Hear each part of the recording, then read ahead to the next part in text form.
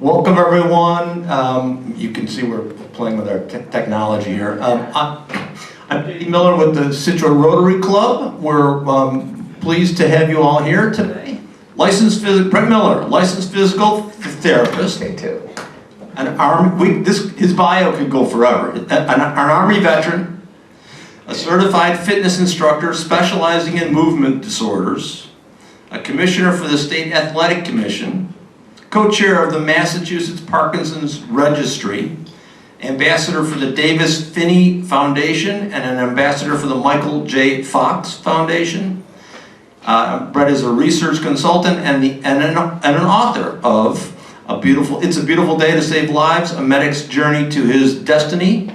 Brett's got some books on the table over here and will be available after the presentation if anybody wants to purchase and or have an author sign his book. And with that, I'm going to hand it over to Brett. Awesome, thank you. Yeah. Thank you very much.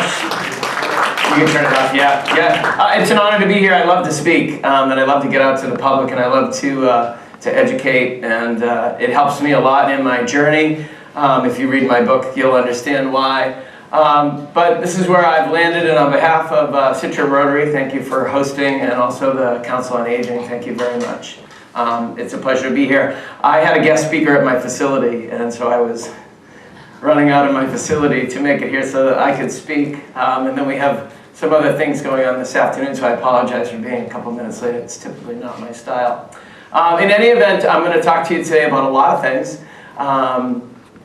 But primarily I want to talk to you about Parkinson's disease, exercise research, and some technology updates that I have. I do a lot of research at my facility in-house. I also do a lot of FDA approvals for different companies in regards to Parkinson's technology. And so I'm going to tell you all about the stuff that's on the crest of the wave and hopefully leave you today with a lot of hope if you're somebody who is struggling with Parkinson's disease or you have a loved one who has Parkinson's disease. I have some exciting and interesting news for all of you. So I always like to go over demographics because I find it mind-blowing, even being entrenched daily in Parkinson's disease. What we thought about 5 years ago in regards to the amount of people that would be diagnosed with Parkinson's has doubled already, which is very frightening. And if you look at the numbers, I'm not going to read this to you, but you can see that by 2040, over 13 million people will have Parkinson's disease worldwide. The economic burden is staggering. So this is the amount of cost that is associated with caring for people with Parkinson's disease. Currently it's $79 billion. That's per year. Yeah, lots of money. And taking into consideration for that number, it also is loss of work, loss of caregivers' work, so that they have to take up people to doctor's visits, it's hospital stays, it's fractures, it's all those things that are encompassed in healthcare that give us that number. So a lot of us in the research world, there's a group of colleagues of mine who wrote a book, it's called Ending Parkinson's Disease. And most of us talk about Parkinson's being the new pandemic. It is the second most common age-related neurodegenerative disorder, and these are the percentages. So by 61% of the population will have Parkinson's disease, 3% by 65, and 5% by 85. And the unfortunate part of that is that the other issue that we run into is once you start getting over the age of 65, we also see a lot of Lewy body dementia attached or associated diagnosis-wise with the Parkinson's disease, which adds that whole cognitive element to the Parkinson's disease. Men are 1.5 times more likely to get Parkinson's disease. We don't know why. We don't even really have an idea. We just know that the demographics are men 1.5. There is some research going on, but we really don't know specifically why men versus women. People always ask me the question, they go, well, why? I don't know. And then we have about 60,000 new diagnoses in the United States per year. There's about 1 million people with Parkinson's disease suffering in the United States currently with Parkinson's disease.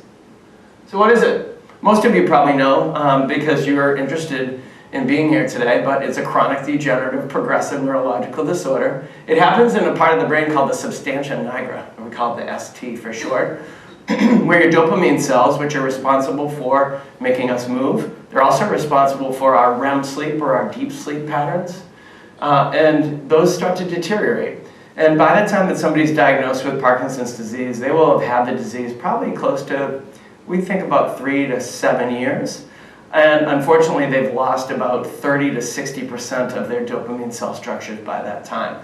So when they show up in the movement disorder specialist's office, or they show up at my facility, we already know that there's a very large loss of dopamine cell structure. The unfortunate part about that is it's like teeth, right? You get a set of dopamine cells that you're born with, and then we're close, but we can't yet recreate cell structure, or what we call neurogenesis. So we can't recreate dopamine cells. So what you've lost, and then we need to then figure out a way to protect the cell structures that you have left, and then how to work with those in order to navigate your life. And I'm going to tell you how to do that very successfully. Obviously, the loss of dopamine results in a movement disorder, right, known as Parkinson's disease. What is dopamine? It is a neurotransmitter, so it's a chemical that travels in your body, and it's your body's job to reach out. Your little nerves come out and they pick up dopamine when they need it. And it is responsible, like I said, for allowing you to move, to also move coordinated-wise. And also, like I said before, it has a lot to do with deep REM sleep. There's a lot of research that we do on sleep studies and people who've lost dopamine. There's also a couple things out there that we know that if you are diagnosed early with what we call REM sleep disorder, where you act out your dreams violently, we know that there's a very high likelihood that you're going to develop Parkinson's disease. So dopamine's also, it's very bizarre because people go, wait a minute, it's responsible for movement, but it's also responsible for deep sleep, right? Because they're two, right? Sort of the antithesis of each other, but dopamine neurotransmission is responsible for both those things. Here's just a quick photo, just gives you an idea. The substantia nigra is sort of deep down here into the brain. If anybody's here and they've ever had a DAT scan, we use it to diagnose Parkinson's disease. What they do is they take, basically, it's almost like an MRI of your brain. And what we look for is we look in the substantia nigra for a loss of dopamine cell structure. And we can tell by the way the patterns look. And that pretty much like 60 to 70% says you have Parkinson's disease. And then here's the transmission, right? So you have a normal neuron, right? And you've got this beautiful passing of dopamine that goes to the body and you get this movement. Whereas your Parkinson's affected neuron, you can see here, there's really not a lot of dopamine for transmission. And so therefore you end up with movement disorder. What are the causes of Parkinson's? Well, most of it's idiopathic, right? We don't know. We don't know what causes Parkinson's disease. One of the things that's fascinating to me, and maybe fascinating to you, is if I was talking to you 3 years ago, that genetic marker would not be there. Now we think that it's probably 80%. And what happened was we started stumbling upon some genes, doing some research with the scientists at the Michael J. Fox Foundation. We started finding some genes that were located in the gut. And when they were transferring through the body up into the blood-brain barrier and into your substantia nigra, that they were sort of folding on themselves or causing a layman's term, they're like trash in your brain. And they kind of got stuck on this and they started following it. And now we know there's about 7 genes that are associated with developing Parkinson's disease. The problem is we think there's probably about 40 more and we haven't found them all. The issue with the genetics is I could have the gene and not develop Parkinson's, but somebody else could have the gene and develop Parkinson's. So the issue there is not everybody that has the gene gets Parkinson's. And so that's the biggest problem in the research industry right now, is trying to find out why do some people carry the gene that we know causes Parkinson's, but yet they don't develop Parkinson's. But then the person next to them has the same exact genetic, does.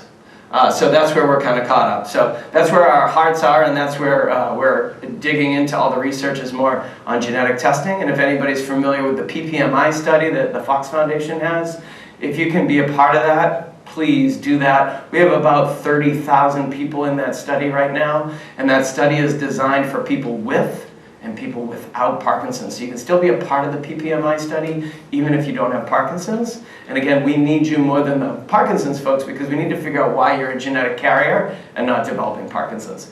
But we also use the PPMI study to pull people for research. Like I need every blonde-haired 65-year-old male with blue eyes and wears glasses. And I can go to the PPMI research and pull all those people and say, hey, we know that you wanted to be in research. Would you want to be a part of this study? So it gives us real defined ways of gathering data. Environmental, a lot of us talk about that. We know for sure that that's a lot of the triggering of Parkinson's disease. We know that you probably were going to get Parkinson's disease, but how come somebody got it at 40 or 20 or somebody gets it at 80, right? Sometimes we know that a lot of exposure to heavy metals, like people who weld, printing presses who've been exposed to like ink chemicals, firemen, right? Tetrachlorazine and some of the other chemicals that you get from off-gassing when things burn. We see a lot of that stimulates Parkinson's-like symptoms. Obviously, all your Vietnam vets who've been exposed to Agent Orange and some of those chemicals, and now some of your newer veterans, right, who have been exposed to the burn pits in Afghanistan, Iraq. Those are big things. Pesticides, fertilizers, and then the one that everybody forgets about, we talk about my friend Muhammad Ali, right, repeated head trauma, right? So somebody who's been hit in the head multiple times. We know that repetitive, what we call CTE, or concussions that happen over and over again, that people can develop Parkinson's disease from that. So the one thing we know, there's no cure. We know that currently, right now, we don't have a cure, but we're close. All right. So this is one of my favorite quotes. If you met one person with Parkinson's disease, you met one person with Parkinson's disease. And it makes perfect sense if you know somebody or multiple people with Parkinson's disease, because they're all snowflakes. There's something different about every single one of them, right? Most people, when they think of Parkinson's, they think of the person with the shuffling step, the tremory hand, right? That's your picture, right? That's what everybody sees. Not true, right? There's so many things about Parkinson's and individuals that are so different. And we have to figure out a way to navigate that to help those folks. So your typical Parkinson's disease, which I just showed you, right, is the shuffling gait, slow movement, maybe that very like flaccid or sort of flat effect we call it of the face. We call it hypomimia, where something's very funny, but somebody with Parkinson's just looks at you with a sort of a stare. And then, you know, the tremor. Tremor's kind of funny. Some people with Parkinson's have tremor, some don't. Some people with tremor don't have Parkinson's, right? There's something called essential tremors and different things like that. So it's not always necessarily Parkinson's disease, but that's what we think of when we think of typical Parkinson's disease. Here are all your atypical Parkinson's diseases, right? And I'm sure there's a few that we don't even know about, right? Some of you may have heard of PSP, or progressive supranuclear palsy. It's Parkinson's times 100. Your prognosis is 3 to 5 years. You lose your eyesight, and you can't swallow, and you fall backwards all the time, and eventually you pass away. It's very, very frightening, and we've lost a few people from this. It's a very, very, very scary disease process. Multiple system atrophy, Parkinson's times 10, I call it. It's not as bad as PSP, but multiple system atrophy is all these autonomic events happen for you. So your blood pressure, your heart rate, your bladder control, all the things that act on their own that you don't control, those all are affected. And so that's why they call it multiple system atrophy. The prognosis for that is about 10 years, usually in a wheelchair within 3. Dementia I talked about a little bit with Lewy bodies. That is where the proteins fold over in your cell structures, and you end up with a lot of, again, garbage in your brain that's not necessarily supposed to be there or cleaned out. And so your connections are lost, right? Similar to an Alzheimer's diagnosis, but the alpha-synuclein is affected in Parkinson's, whereas with Alzheimer's it's a different protein.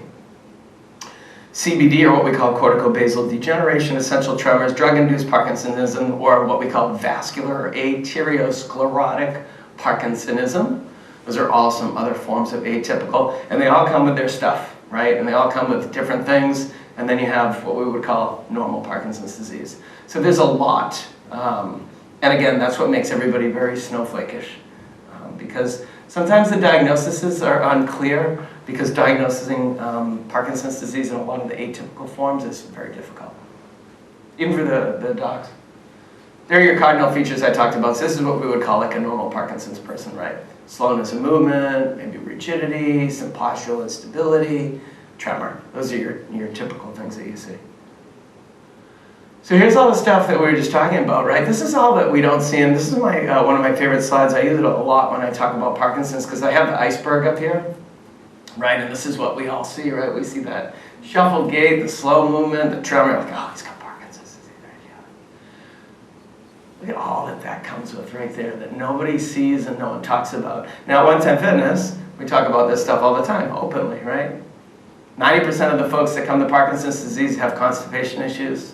Most of them have difficulty sleeping. A lot of them have restless leg syndromes. We have a large population with speech changes. So all these what we would call autonomic nervous system functions, those are the things that people forget about. And now those are all associated with Parkinson's disease, so there's all this stuff that goes on. And it makes perfect sense when you think about it, right? The loss of dopamine, the loss of movement. So when we talk about constipation, we talk about the loss of motility of the intestines, because those are all navigated, right, by muscular contractions. Difficulty sleeping, right? We talked about REM sleep disorder, or the lack of dopamine at night, which wakes you up because you need more neurotransmission. Loss of smell is a very early sign of Parkinson's disease. Right?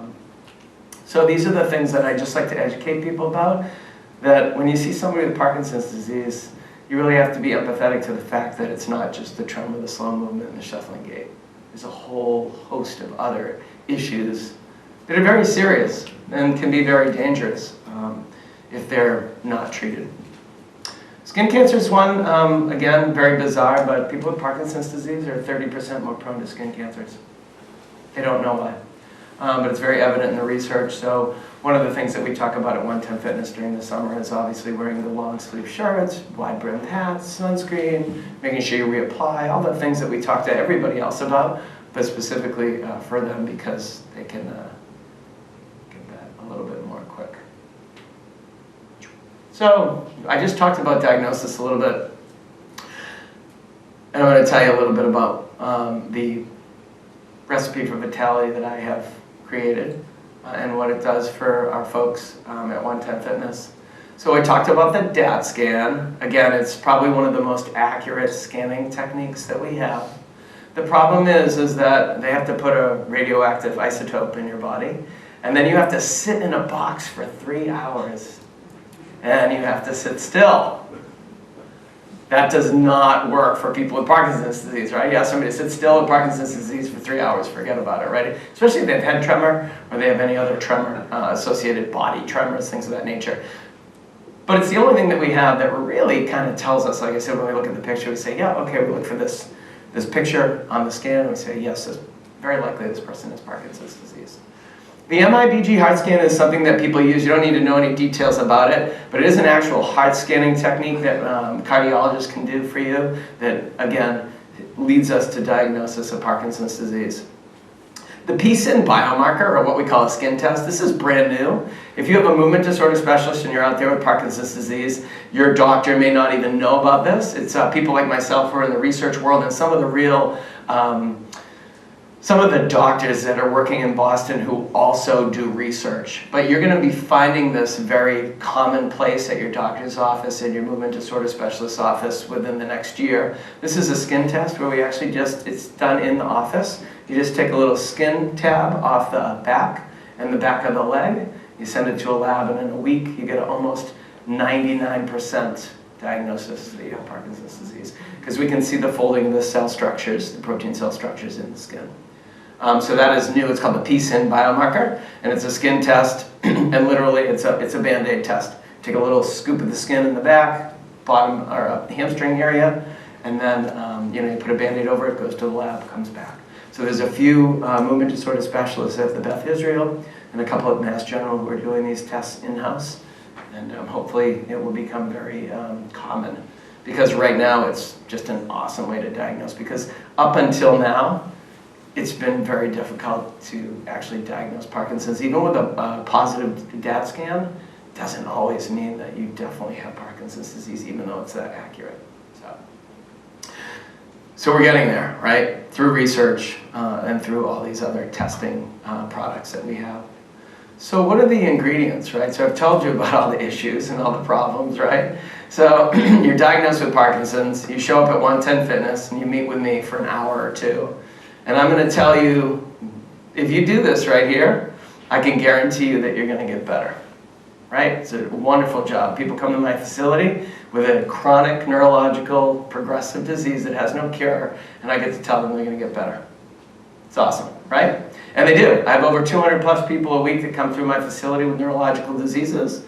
And this is what we live by. We live by high intensity exercise, higher intensity than you ever dreamed that you were capable of, okay, first of all, because I know that it works. We do intensive training in our facility. For anybody that's come to our facility, Debbie volunteers at our facility. If you would have asked her if she thought that the 17 people in class last night could have performed what they did in an hour, she'd probably tell you you're crazy.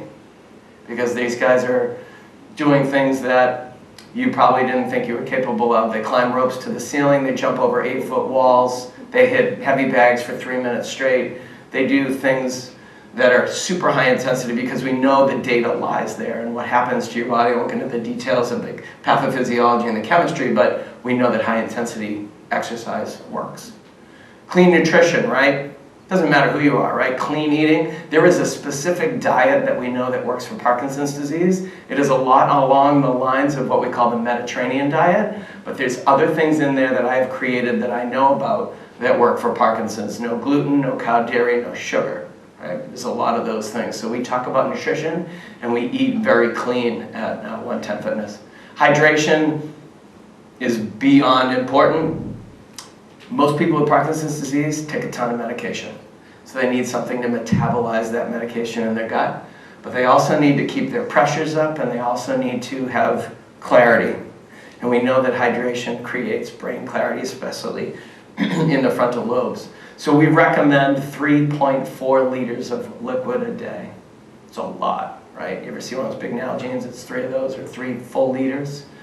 NIH just came out with a study. We used to preach 3, NIH says 3.4. So now we're at 3.4. So it's a ton of water. It also includes liquid that you might get from your fruits and vegetables, that you might get from coffee. Coffee is the #1 drug of choice for people with Parkinson's disease, if you didn't know that. We like to offer caffeine because it stimulates the nerve-ending fibers so that the axons are hyperactive so that when the dopamine cell structures pass by, they pick them up real quick. So we actually ask our folks to have a caffeinated drink, preferably coffee or tea, 2 to 3 times a day. Rest, ultra important. The benefit of sleep, right? Our bodies regenerate and they heal. Our bodies are beautiful, right? They're machines, they know exactly what to do. And when our bodies are resting, they go to work while we're sleeping. And we also rest our brains when we sleep. So rest is very, very, very up on top of the chart. You work hard and then you rest well. Community, if I had a way to measure it, it's probably more important than high intensity exercise. And I saw it because when COVID happened, it was not good for 110 Fitness. It was not good. We were losing 1 fighter every single week for the entire COVID thing. And then none of them died of COVID. Not one. So we know how important it is to be together. The woman that I just left who's speaking at my facility today, her entire talk is all about the research that she's done on loneliness and the benefits of social interaction and community. It's huge. We need each other in order to survive in this world, whether you have Parkinson's disease or not. But when you have a disease and you're struggling, it's so nice to have somebody to share your situation with who understands that, right? Or coming to a facility where that's why we're here. So community is part of the recipe. Medication, you know, the unfortunate part is we're still using the same drugs we had in 1960, Cinnamon, right? Or what we call carbidopa levodopa. We've found new ways to metabolize that. We found new ways to distribute that through the body, but we're still using like old medication. And all the things that we've come up with in the past however many years are all medications to treat symptomology, but not for cure. So in order to function though, you do have to have the complementary therapy of medication along with all of these other things. And then the support team is so important. People forget that with your Parkinson's, you have your Parkinson's community, but you need like a care partner, you need a care team, you need someone like Leslie, right, who's got resources out there, who's stimulating support groups.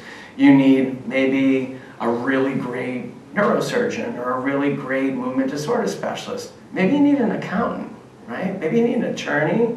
Maybe you need a financial planner, right? So you need all these things. So we also, really try to drive home the fact that you need a really strong, cohesive support team in order to be successful in your treatment with Parkinson's disease. One of the things that people forget is that with Parkinson's disease and the right recipe, you can live a beautiful, normal life with Parkinson's disease. People don't understand that. It's very, very doable. We see it all the time. I always bring this slide with me, and I don't expect you to understand what it means. I'm going to tell you what it means, because I have people who call me all the time and say, hey, Brett, I heard about your program. I love it. I came and watched. It's amazing. I'm not ready yet. Okay? Well, what do you mean you're not ready yet? Well, I'm not like those people. I'm not that bad yet. All I have is just a little tremor in my hand. And I say, well, come here. I want to show you this graph. And I bring them this graph, or I email it to them, and I say, when you are diagnosed with Parkinson's, if you start a program like what we have, okay, within the first 3 years, looking at the burden of disease or the quality of your life is amazing if you start at 0 to 3. Okay? If you start after 3, you're going to run into some issues. You're going to start here, and then you're going to kind of do this. If you don't do anything, you're going to just drop off, and your quality of life is going to go completely out the window. And so I always like to show this graph, because one of the things is that when you start early in your years since diagnosis, which is in the bottom 0 to 5, you see all that mess that shows you that your recipe for life or your quality of life is good and excellent. And the longer you wait, it gets very poor very quick. And it's ugly for anybody that knows, okay? It's not pretty. So if you know somebody who has Parkinson's disease and they've just been diagnosed, I love it if they show up to they're like, oh, I just came from the doctors last week. I was just diagnosed. And I'm like, yes. Because we have something that we preach at One Time Fitness, and it's early and often. And what it is as early as you're diagnosed and as often as you start to come to a program where you're exercising at high intensity, your life can be beautiful. But you got to do the work, and you got to go early. But for the person who says that they're not bad yet, those are the people we want. Because you don't have to get bad, right? So remember this when you talk to people. Quality of life, huge difference for people who engage early. So let's talk about exercise. Well, we talked about high intensity. What's a well-rounded exercise program? It's all these things, right? The biggest thing for me is the one on the bottom, mental fitness. Right? At 110 Fitness, we talk about spiritual, mental, physical fitness, because we believe that there's a lot of mixing in the three.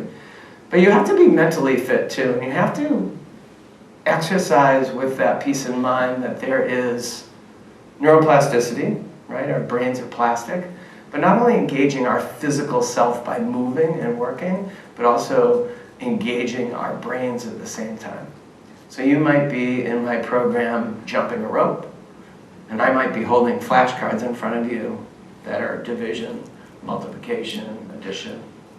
And then I'm going to slip in, spell your name backwards. So, right? So different things where we're engaging the brain and the neural pathways to have to work while you're physically engaging your body. Right? So those are all the different things that we need to do.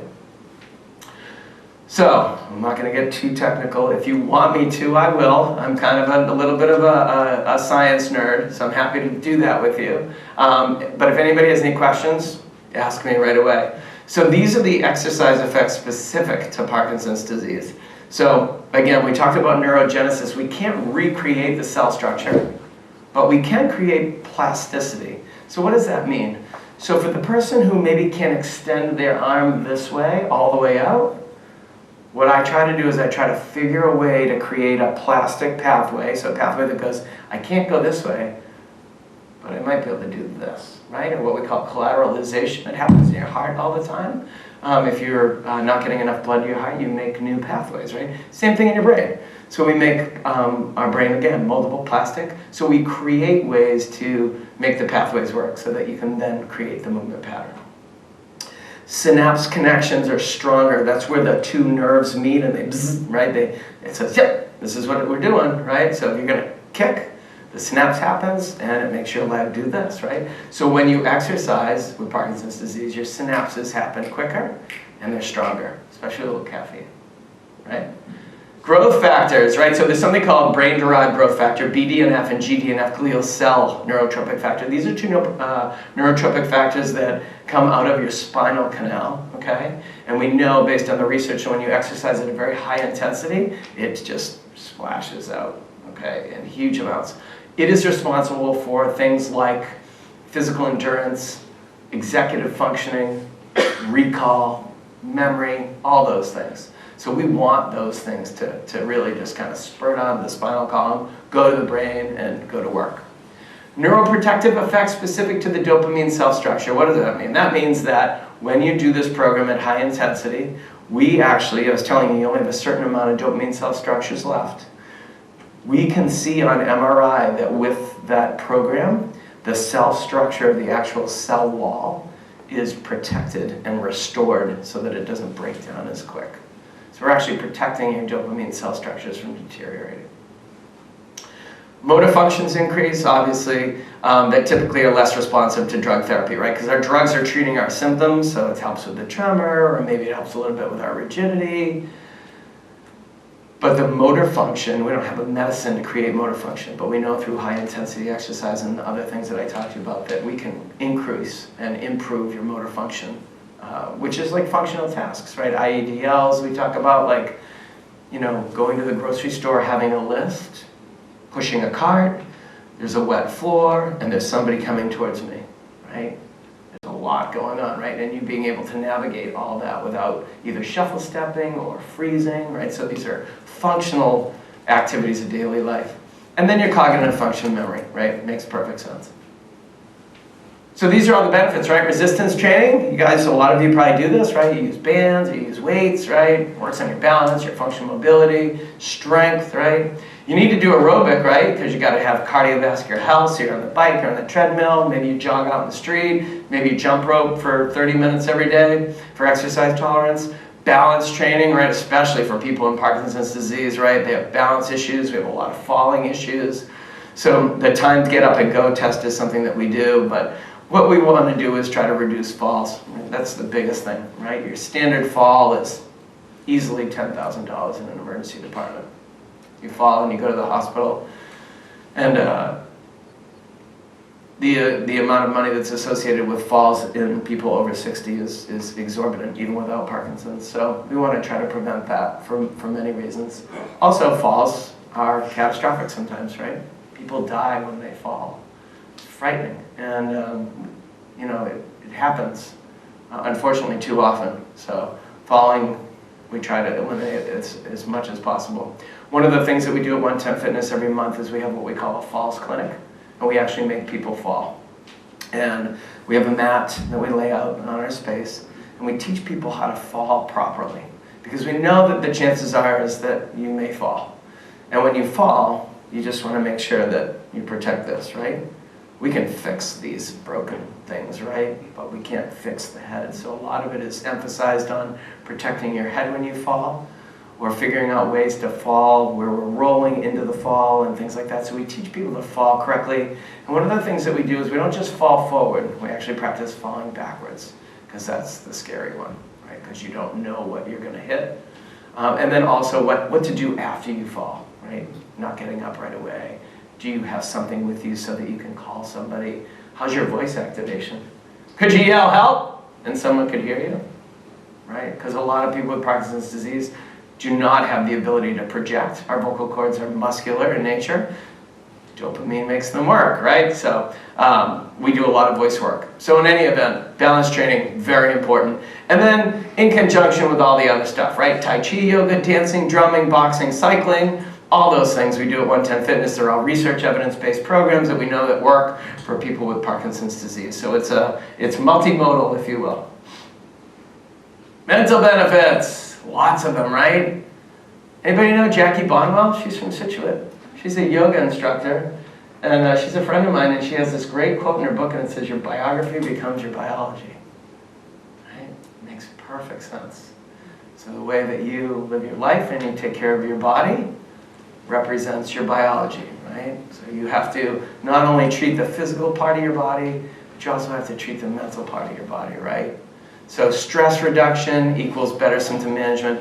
People with Parkinson's disease are ultra sensitive to any extraneous stressors. Too hot, too cold, stress in the family life, finances, anything that you can think of. Maybe a medication that's not working as well. They're very sensitive to that, and as soon as they manage their stress, their symptoms are much different, right? I had a guy, young guy, his name's Matt, who I train 3 times a week.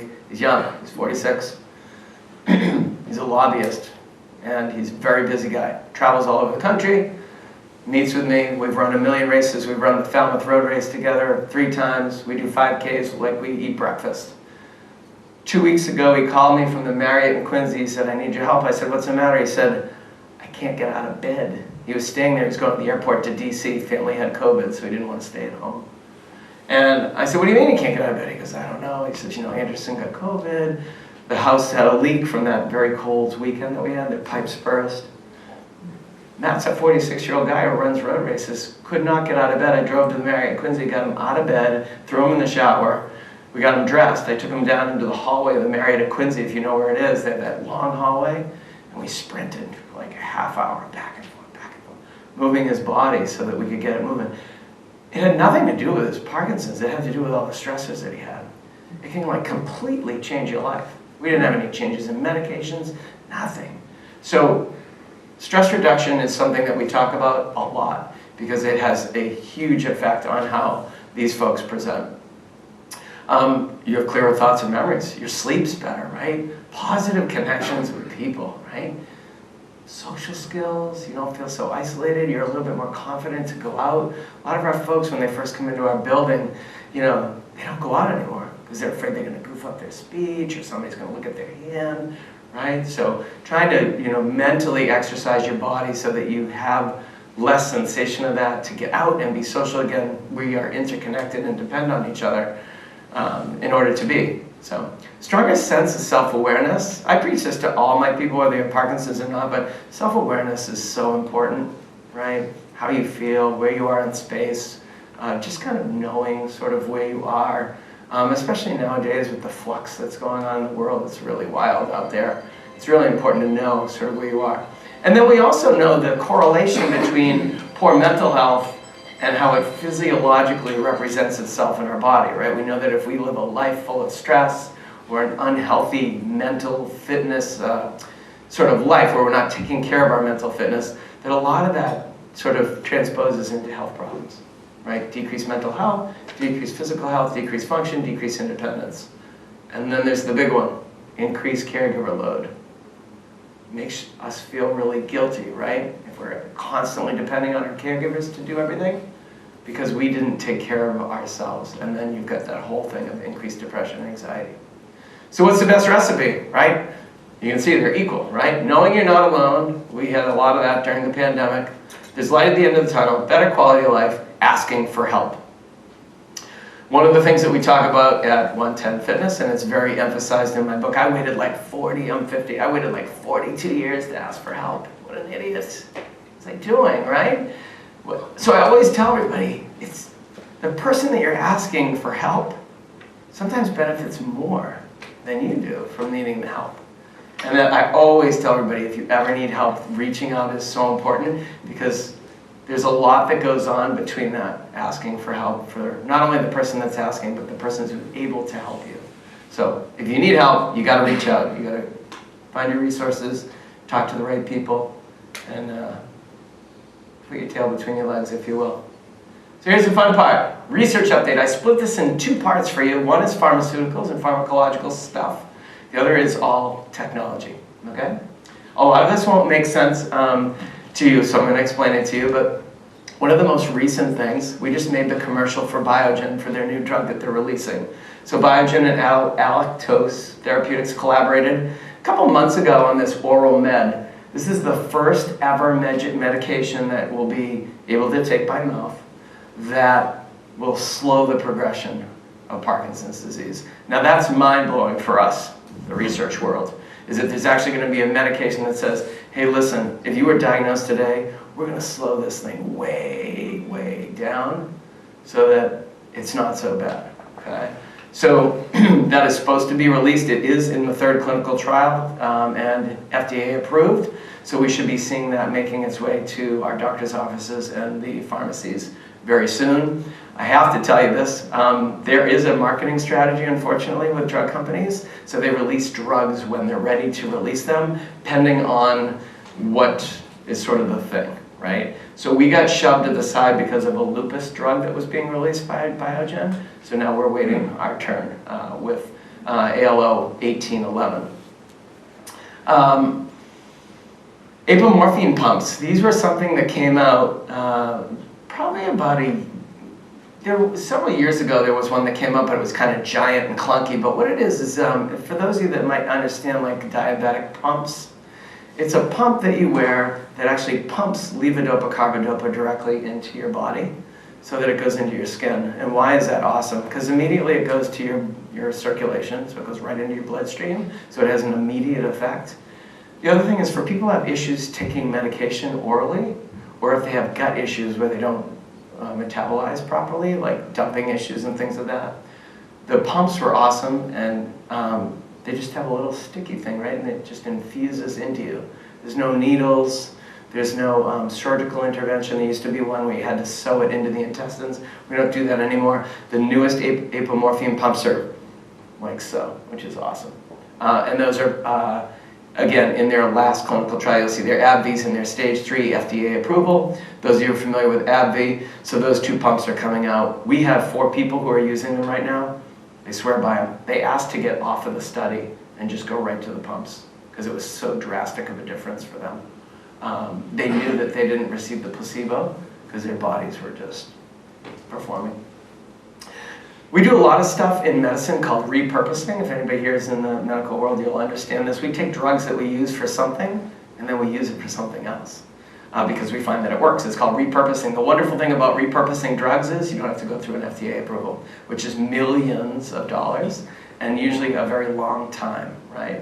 So there's a new drug to the Parkinson's world, but it was a type 2 diabetes drug called exenatide. And we're finding that people who take exenatide have reduced inflammation and their neurological function of the dopamine cell structure responds a little bit quicker. So they're using exenatide now, which again was a type 2 diabetes drug. Avion Pharmaceuticals, I'm going to switch over here, came out with something about a year ago. This is actually out on the market. It's called Divi, and it's a carbidopa-levodopa divided tablet for precise dosing. For anybody that's out here, you understand how dosing your carbidopa-levodopa is a little bit tricky. And sometimes when it's time to take your next medication, you're already kind of wearing off for what we call a off time. So your symptoms come back before you're ready to take your next dose. And we have bridging medications that we use, but what Divi did was they came out with an actual divided tablet so that you could do like a half or a quarter of a dose instead of trying to like mash up a pill or break a pill. These are actually dosaged to the milligram, and then you can take that to kind of either carry yourself through, or maybe it's a day where you exercise a lot and you don't need any medication, or you need less medication, or maybe you're somebody who exercises a lot who metabolizes their medication quickly. This gives you a little bit of play with your medication management. And it's a very tricky sort of path with Parkinson's drugs. I do a lot of managing it because I see my folks every day. I'm not a medical doctor. But we sometimes nail it down and get it right, but Divi gives us that ability to kind of use some smaller dosaging to make things a little bit more precise. And then longevity biotech, the LBT3627, I was in New York in October. They presented at I belong to the Research Roundtable for the Fox Foundation. It's just a group of maybe, there's about 30 of us, hardcore scientists, myself, and some other people in the Parkinson's world. And we talk about all the new and improved stuff that the foundation has funded and that is coming to you. And then I present to you and share a lot of it. But Longevity Biotech is a new company that came out with, they're using immunology. So they're utilizing immunology studies to figure out how to help people with Parkinson's. And what they're finding is that most, like 60% of people with Parkinson's disease have an immune system issue. It's usually like a decreased immune system.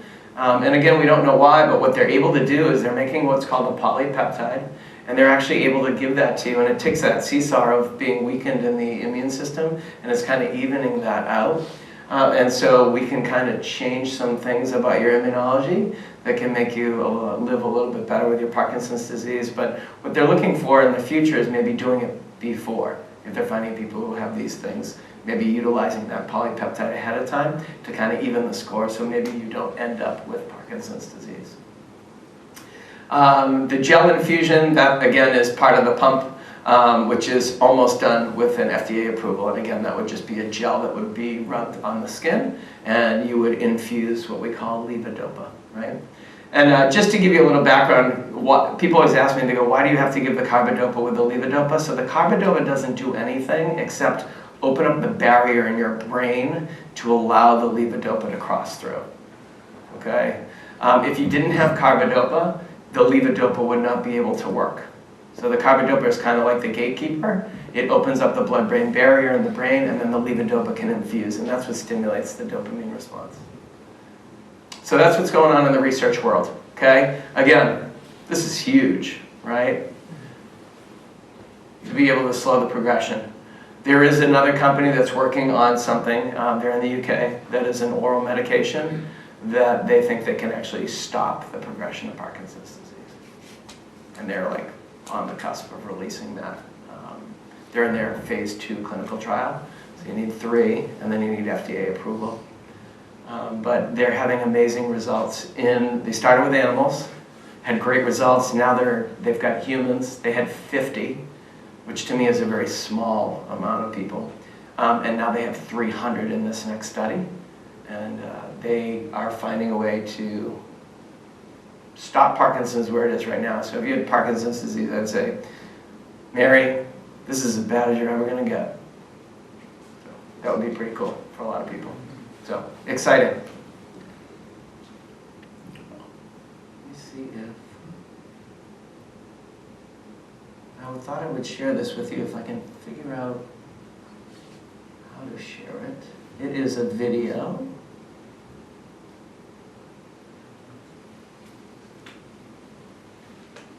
There we go. This is a commercial I made with my friend Allison. Allison is a triathlete. She's done 8 Ironmans, and she's done 2 of them with Parkinson's disease. She is unable to swim anymore because she can't sink her hands and legs, and she also has something called NOH, and so she passes out on occasion because of her blood pressure changes, one of the bonuses of Parkinson's. So she and I compete, but we do the events separate. So last year we ran the Boston Marathon together. Last year we rode 100 miles, and we just do them separate. So she still competes in her world, but she did do two Ironmans with Parkinson's disease. She's pretty awesome, and she's young. And this is the commercial we made for Biogen. Hoping. Come on in. Thank you. Thank you. You're welcome. It's my pleasure. I think it's loading. There we go. Come on, you little spinny thing. Ah.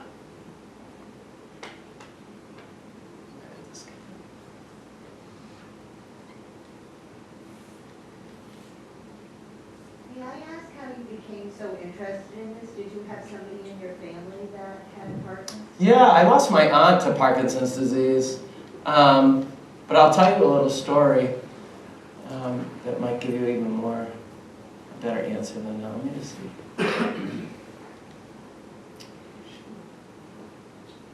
It's too bad.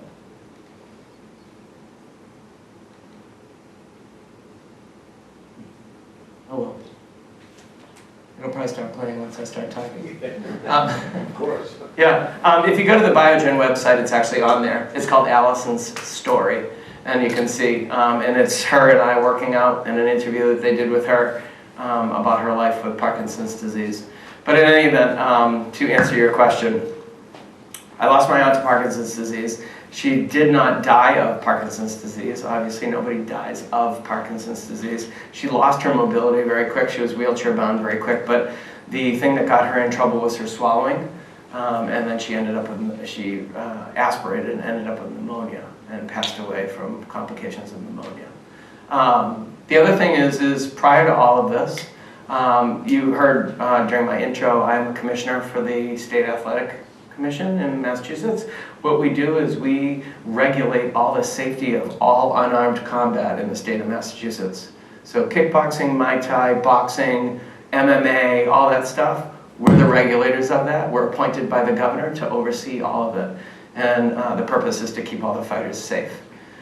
Part of that is, I used to work in professional boxing. I've trained world title fighters, and I used to work a lot in boxing, and I used to train people with Parkinson's disease with boxing techniques without the contact.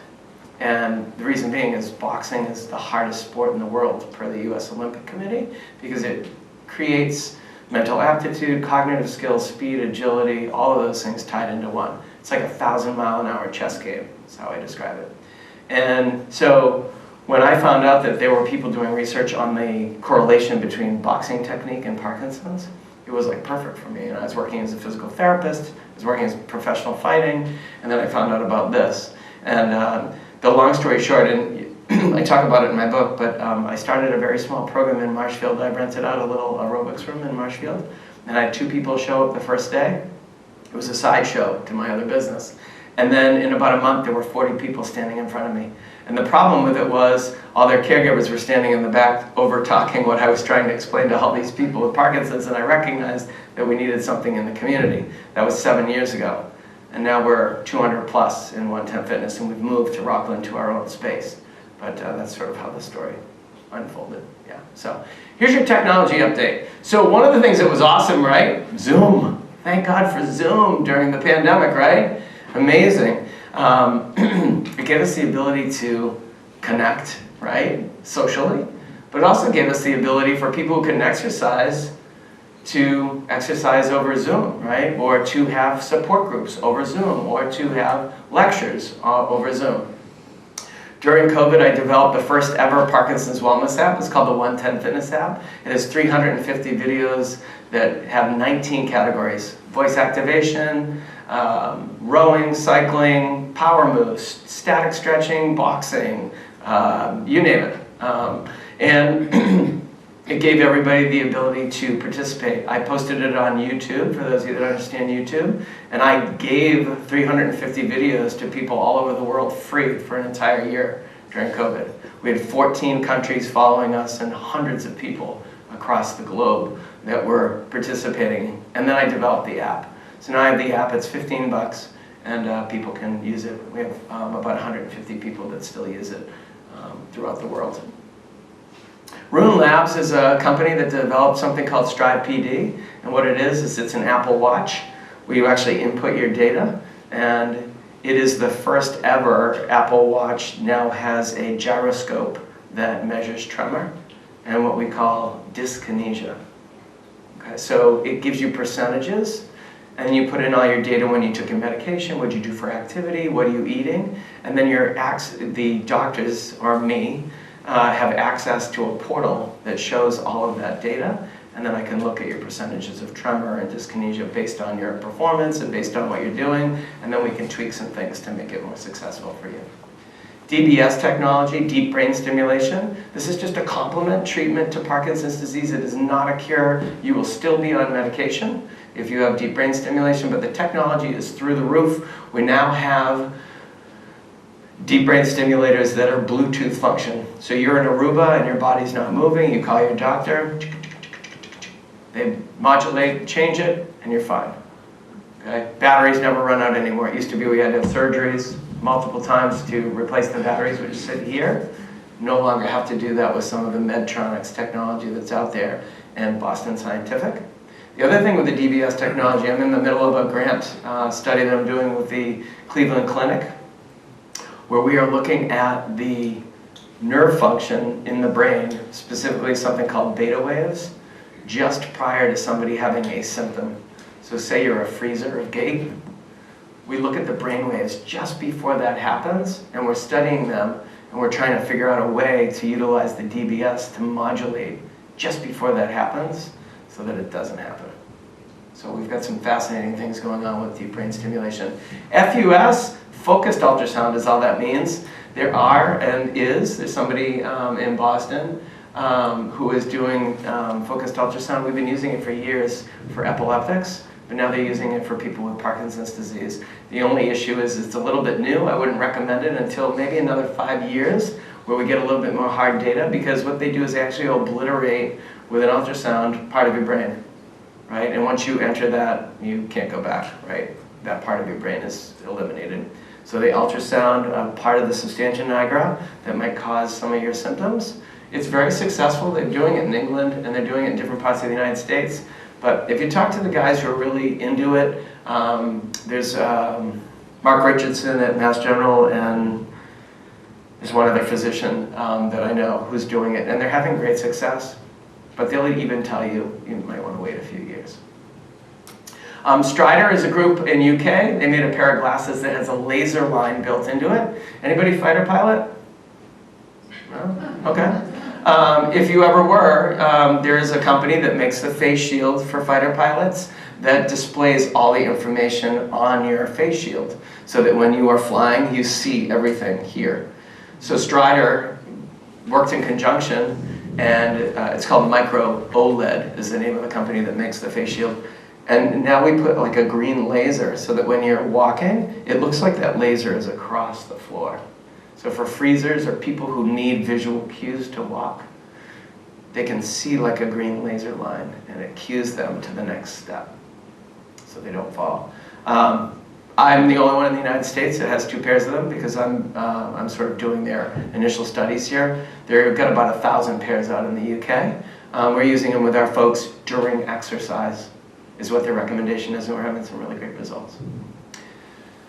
Stroll QX, augmented reality, there's a lot going on. You guys probably hear all this stuff about AI and VR, and so we use a lot of virtual reality to train people. We also use a lot of artificial intelligence to help train people. One of the studies that I'm doing right now is a multi-directional treadmill. So when you walk and you turn, the treadmill turns with you so that you keep walking.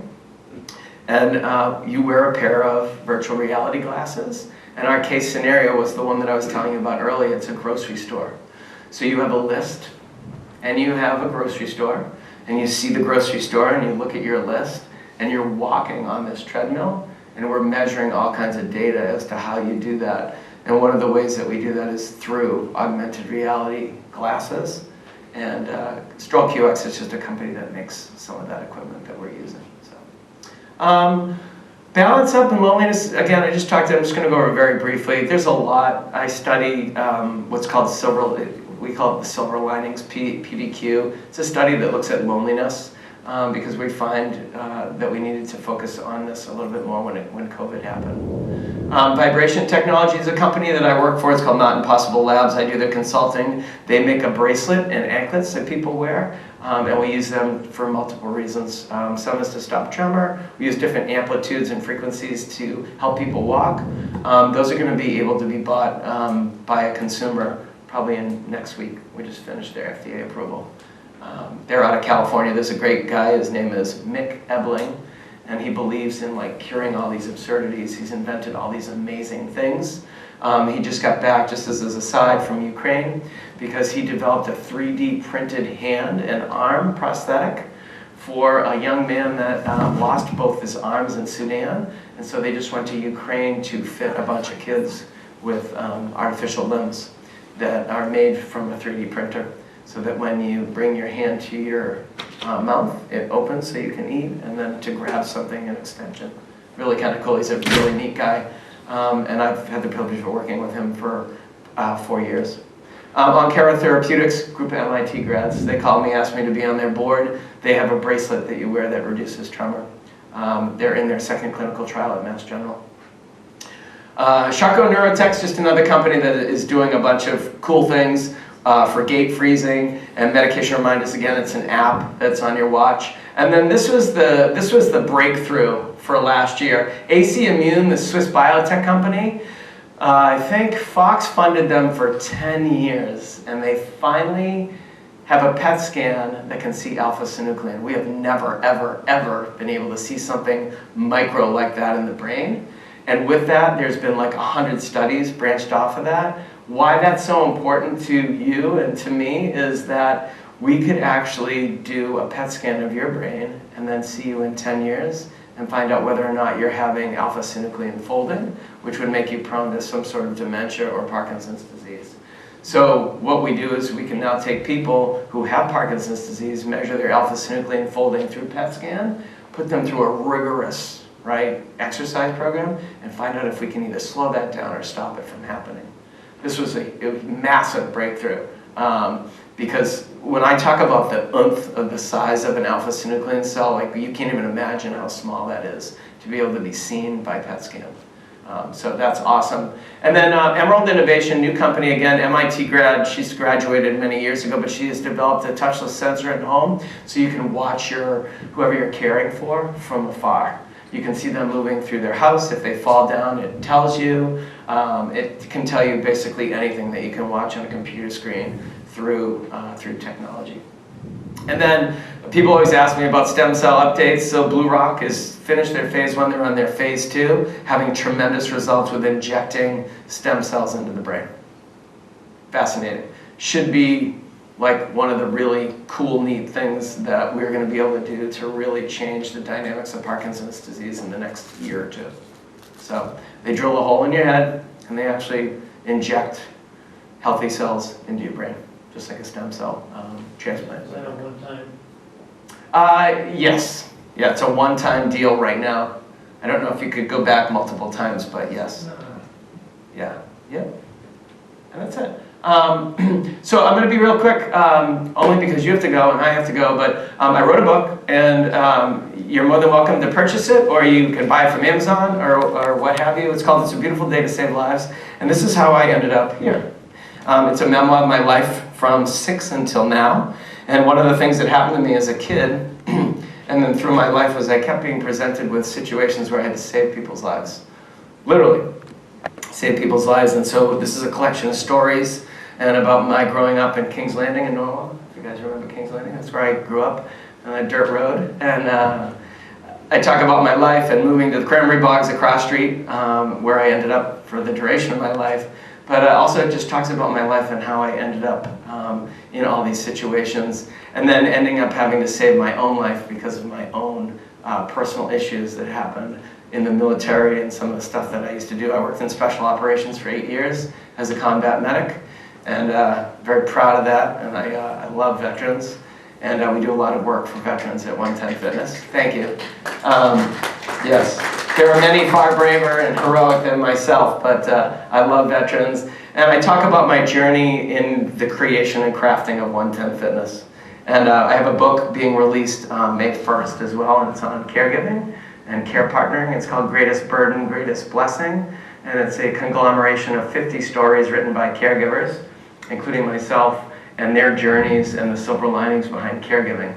I wrote the foreword along with one of Muhammad Ali's daughters. Her name is Rashida, and we both wrote the forewords for the book. And then there's a group of authors that we piled all this stuff together, so you can look forward to seeing that soon too. So if you'd like a copy of my book, feel free after. Does anybody have any questions? That's a ton of information. Yes? Are you going to do a little advertisement for your fitness, for your 110 Fitness? Like, is that something that you have openings that someone with Parkinson's can? Yeah, anybody can call, and the way that it works is that we set up a tour. We do tours on specific dates because it's a little wild. Our facility's busy. And so we have 2 days that we do tours, and then we let people stay and watch a class, and then there's a process to getting integrated into the system. Everybody has to go through very thorough testing, technology-wise, and with myself it takes about 2 hours prior to coming to our building. Yes? I have a traumatic brain injury. Yeah. Do you work with? Sure do.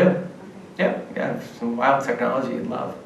Yeah, to measure, yeah. Give me a call or stop by. Yeah, that'd be great, yeah. So we do a lot with CTE, TBI, all kinds of rare diseases and things of that nature. Yeah. Thank There was you very somebody in this little, It was me. yes, hi, you look familiar. Maybe a support group or something. Maybe seen. Before you were talking a lot about community Yes. and relationships that are built that are so, important. Important, yeah. What about a relationship with an animal, like my horse? Yeah, I mean, there's a lot to be said about hippotherapy, right? So a lot of us in the physical, I'm a physical therapist, so there's a lot that people talk about with using animals as therapy, pet therapy. Yeah. There's a lot of data behind that and having that relationship. The only thing is that horses don't talk. So you also need, obviously, a social relationship with humans, too. But I'm sure that if you have a horse, that you have a really strong relationship that brings you a lot of joy. And Yes. yeah, absolutely. It's very powerful. Yeah. So, yes, in the back. How about IBM? Inclusive body myositis? Yes. Oh, IBM. Yes. I have somebody with IBM actually, and I just had somebody who with IBM as well. I do personal training with them. Yes. I don't usually integrate them into my Parkinson's because it's not really a neurological movement disorder. It's more of a muscular disorder, without getting into detail. But yes, I have 2 people with it. Yeah. Do you have? My husband does. Okay. Yeah, I would have a million questions for him, whether he uses growth questions factor. about the right exercise and wrong exercise. Yeah, and too much or too little. Yes. Yeah, and then there's a lot of new growth factors and stuff that we're using Right. for IBM that is helping maintain some of the muscle tone. I'm happy to have a conversation about that. Yes, sir. How are your fees and stuff that work with Medicare being and private insurance? Yeah, great question. So we do not accept insurance, and I'm going to tell you why, because it's the bane of my existence. Because I'm working with the federal government right now and the folks down to Health and Human Services in DC on trying to get insurance coverage. We just had a bill that was passed. It's passed the House and it needs to get through the Senate, but it will cover any veteran who comes to a Parkinson's wellness program and pay for it. But if you are currently coming to a place, it's not covered at our facility. We are a for-profit facility. The one thing that we do, my mission was to leave no one behind when we opened our building. So if you can't afford our programming, we have a scholarship fund, and so we pay for your membership, or we subsidize your membership. How do we do that? We have a huge gala every September. We have a guest speaker. We have the usual, the dinner, the auction, all that, and we raise all this money, and that money goes into a kitty, and it's used throughout the year to fund folks who may not financially be able to pay for our programming. The issue is that ethical wellness centers are far and few. There's probably maybe 4 that I know that are really good in the United States, and we are trying to gang up on all the ones that aren't. Because if you had a physical therapist and licensed credentialed people running the programming, Medicare would have no problem paying insurance. Because if you went to Mary's gym, or you went to Susie's gym, or you went to John's gym, it all was followed by the research data. But that's not the case. You go to Mary's gym and they're standing on bubble wrap, and then you go to Susie's gym and they're hitting heavy bags and going home in 10 minutes, and then they go to your place and it's all this stuff. And it sticks to all the research data. Medicare says, why are they different? We're not going to pay $35 per visit to all 3 of these gyms when Mary never went to school. She's not even a therapist. Susie had a mom who passed away from Parkinson's disease, has amazing intentions, but really isn't doing a lot. People are there for 10 minutes. But John is a therapist. He's got a medical advisory board, and he follows all the data. So that's where the problem is. And so we're trying to standardize it so that we can get some coverage. It's Working with veterans right now? with... Working with veterans right now? Yes, yeah, I do programming for the VA every month. Yeah, we have a group that comes down twice a month. I also frequent anybody that listens to Greg Brasso's radio show, Veterans Voice. I'm usually on there almost every other Thursday talking about correlation between Parkinson's disease and veterans. Yes? Right, I was just going to ask you to Sure. repeat for people, where is 110? Yeah, I was hoping to, what was it? I thought I had that one slide, but there it is. Perfect. I'll go back one too. I won't do it again, but asking for help, how do I get started, right? So I do virtual evaluations for people all over the world. I did one for a guy in Nebraska this week, and I've done many for people all over. But you can, again, talk about my app, the 2-hour intensive assessment, which we just talked about, creating the a personalized recipe for symptom management, optimizing your performance. And then 110 Fitness, here we go. We're at 200 Weymouth Street in Rockland. My business cards are here, help yourself. You can email me or you can call. And our Facebook, Instagram, all that fun stuff. If you want to look for the app, you can just type in 110 Fitness in the App Store on your Apple or your Android device. We're right in Rockland. If anybody knows where the Goldfish Swim Center is, at the new entrance to the old base, we are the next building over. We actually use the pool. I teach boxing in the water 2 days a week. I have a trademarked program that I designed called Box H2O, and it's a high-intensity interval training program done in the water for people who need to be in the water. So we're right next door. The owner of Goldfish Center, his dad had Parkinson's disease and was one of our fighters for a very long time. So when I went to ask him if we could use the pool, it was a match made in heaven. He's given us the pool for almost free for the last 4 years, so that I've been able to research and get this program off the ground. So that's where we are. And again, there's the phone number. My business card is my cell phone number. It's usually the better option just because I'm never standing at my front desk. And I'm also entertaining emails. If you ever want to email me, I'm happy. I return all my phone calls and all my emails typically the same day.